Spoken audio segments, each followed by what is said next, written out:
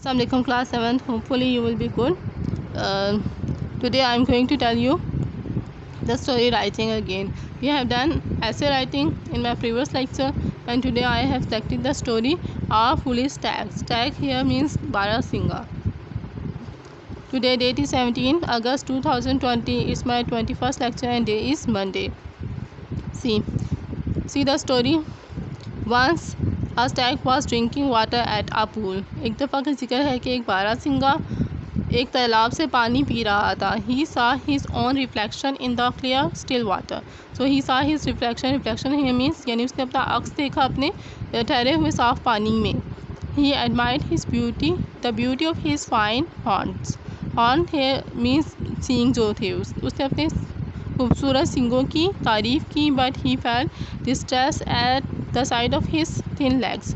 So whenever he saw his thin legs, उसने अपनी जब पतली दुबले टांगें देखी वो बहुत ज़्यादा मायूस हुआ, उसे शर्मिंदगी महसूस हुई. All of the sudden he heard the hunter's horse and the howls of horns. Howls means shouting, of horns means hunting dogs यानी शिकारी कुत्तों की उसने चिल्लाने की आवाज़ सुनी और जो शिकारी थे उनकी घोड़ों की आवाज़ सुनी.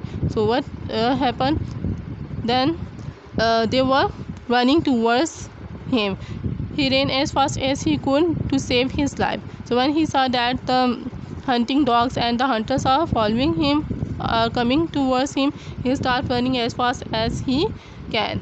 His ugly and thin legs carried him far away from the horns. So he don't admire his thin legs, but his thin legs carrying him far from the horns उसे जो है शिकारी कुत्तों से बहुत ज़्यादा दूर ले गई. He was running among the bushes. So he was running among the bushes. Bushes here means जो झाड़ियाँ थी उनके दरमियान में से वो भाग रहा था. Unfortunately, unluckily यानी बदकिस्मती से his long horns were caught up in a thick bush. So what happened, his horns यानी जो उसके सींग थे वो एक बहुत बड़ी झाड़ी के अंदर फंस गए. He tried his best to free himself, but all in vain. In no time he was overtaken by the horns. So he tried to free himself, but he cannot.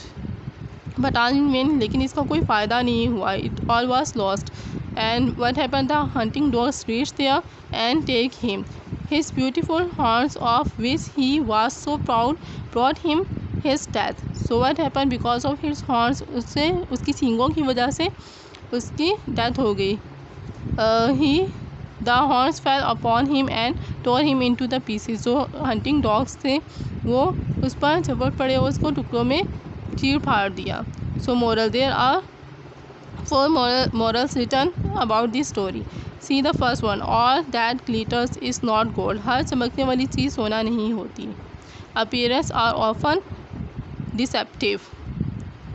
यानी हाथी के दांत खाने की ओर दिखाने की ओर. Pride hath a fall. यानी ज़ाहिरी अक्सर फ्रेम दा होता है या गुरूर का सर नीचा होता है. दोनों इसके ही जो है इसी के लिए लिखे हुए हैं कि प्राइड है तो fall. Do not find fault from the way of nature. कुदरत की बनाई हुई चीज़ों में नुक्स नया निकालें. So you have to write all of these morals. I can give you the morals, such as I can write that you have to write the story on the topic pride hath a fall. So you should know that you have to write about a foolish stag. कि आपने foolish stag के बारे में लिखना है, क्योंकि morals आपको याद होंगे तो आपको story भी याद आ जाएगी. अगर morals आपको याद नहीं होंगे तो stories भी आपको याद नहीं होंगी. जितने भी मॉरल्स हैं आप याद रखें, माइंड में रखें. अगर कोई भी मॉरल भी मैं देती हूँ कि इस मॉरल पे स्टोरी लिखें, such as I give you write a story on the moral all that glitters is not gold. You should know you have to write the story about a foolish Stag.